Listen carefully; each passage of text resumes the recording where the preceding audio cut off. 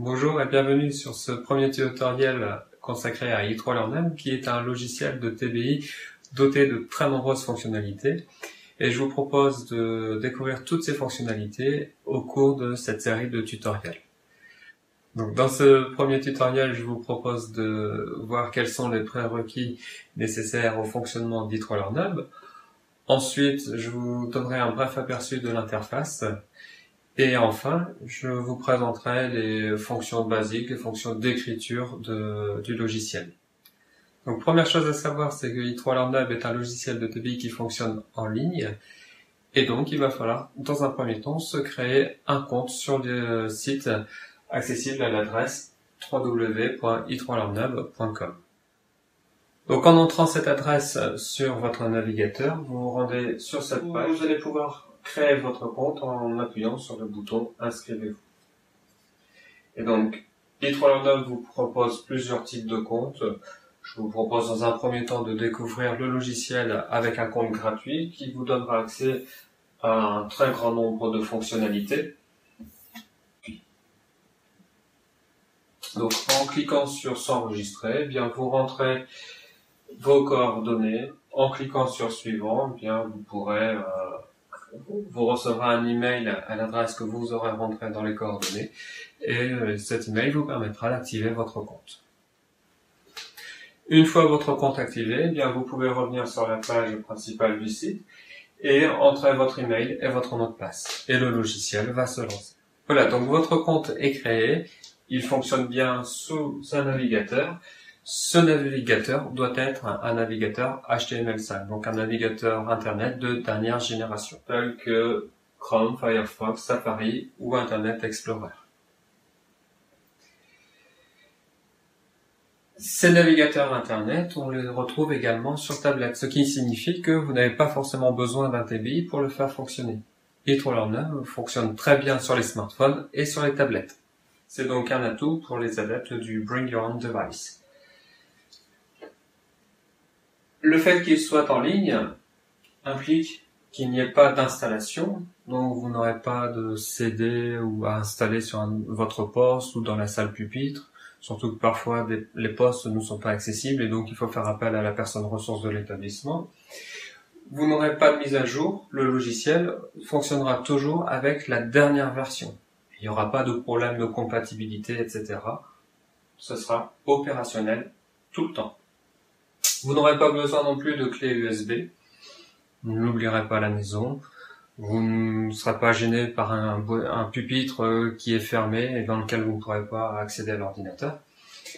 Vos documents seront toujours accessibles à partir du moment où vous aurez la connexion Internet. Voilà pour les prérequis nécessaires au fonctionnement du logiciel.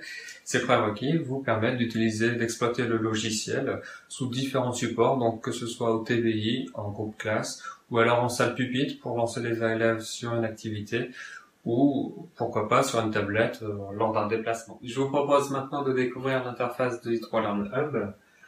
Donc il s'agit d'une interface qui est épurée et qui est statique. Donc le fait qu'elle soit épurée confère à l'interface de très gros boutons que vous allez facilement identifier.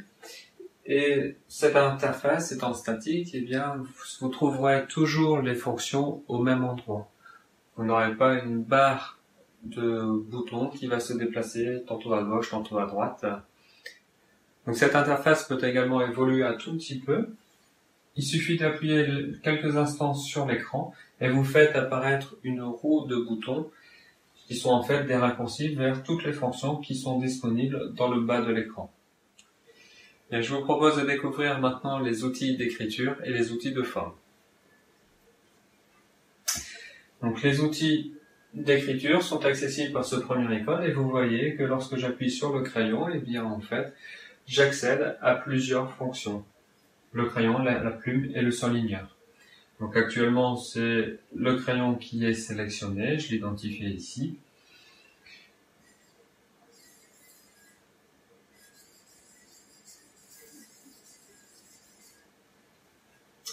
Quand je sélectionne la plume, eh bien, dès que la fonction est sélectionnée, les icônes disparaissent, ce qui lui confère au logiciel cette interface épurée.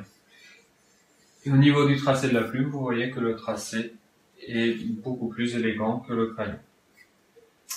Pour les fonctions de surligneur, j'ai préparé un texte là-bas que je vais pouvoir aller chercher avec l'outil de sélection.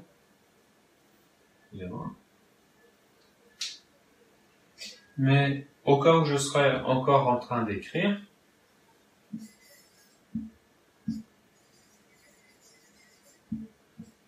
je peux très rapidement sélectionner l'objet en réalisant un double clic. Et dès que je quitte l'objet, dès que j'annule la sélection, eh bien vous voyez que le logiciel repasse directement sur l'outil plume. Et donc je peux encore écrire au tableau, sans manipulation intermédiaire, aller chercher l'outil de sélection, puis aller rechercher l'outil de plume, d'écriture. Le surligneur est donc maintenant accessible.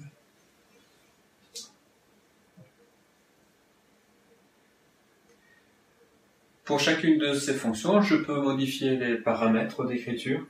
Donc par exemple, pour le mot crayon, je peux changer le style de tracé. Je peux également changer l'épaisseur. Je peux changer les couleurs. Au niveau de l'attribution des couleurs, on peut également glisser les couleurs directement sur les objets. Donc par exemple, ici, si je veux que le mot crayon soit écrit en rouge, je prends la couleur rouge et je la glisse vers l'objet.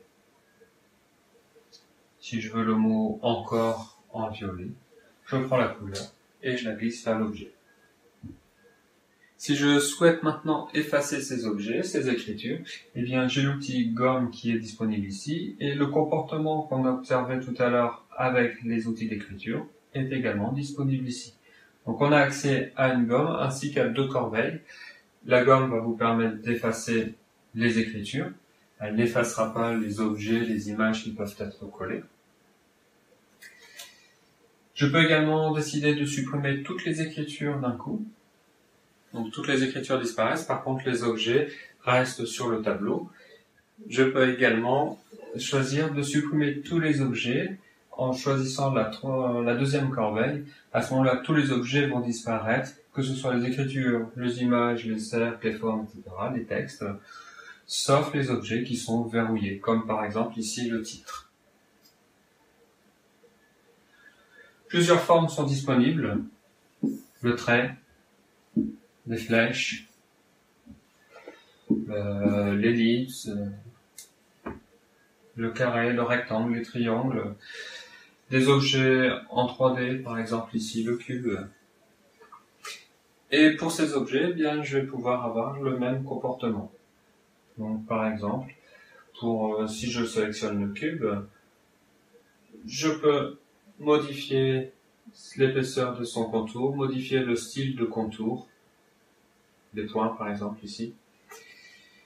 Et je peux attribuer de la même façon les couleurs aux objets. Alors ici, il y a deux lignes de couleurs qui apparaissent. Pourquoi? Parce qu'il y a les couleurs de contour et les couleurs de remplissage. Par exemple, je peux décider d'avoir un cube bleu avec un contour orange. Vous pouvez également régler les outils pour que, par exemple, le crayon écrive toujours en rouge ou que la forme soit toujours avec ses couleurs. Donc, vous choisissez votre outil, les couleurs, les styles de tracé.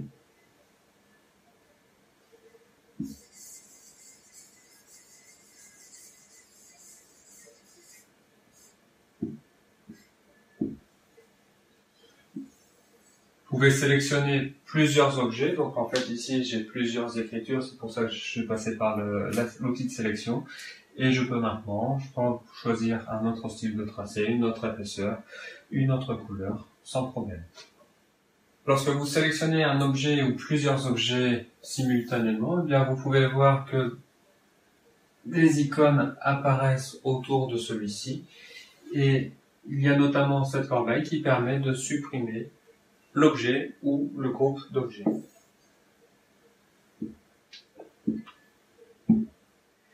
Les outils que je viens de vous présenter sont tous multitouch.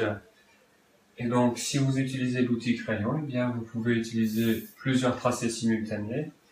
Donc l'intérêt sera d'avoir plusieurs élèves qui seront au tableau, un élève qui écrira d'un côté, un autre élève qui écrira de l'autre. Le multitouch va vous permettre de manipuler rapidement les objets afin de les faire tourner, les déplacer, les agrandir, les tourner.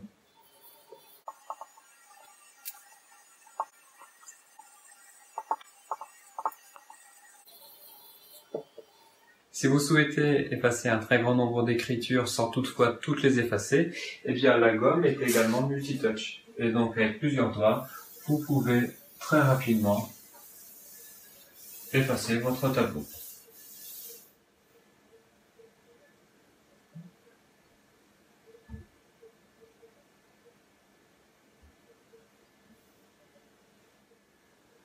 Les formes sont également multitouch, donc ici j'ai pu réaliser très rapidement un arbre. Voilà donc pour ce premier tutoriel qui vous a présenté les prérequis nécessaires au fonctionnement du logiciel i3 LearnHub, et donc à savoir une connexion internet et un navigateur de dernière génération. Vous avez pu vous rendre compte de la simplicité de l'interface et je vous ai également présenté les outils d'écriture et les outils de forme. Comment assigner des couleurs, comment les effacer, comment les déplacer, comment sélectionner rapidement un objet à l'aide d'un double clic. Voilà. À bientôt pour un prochain tutoriel. Au revoir.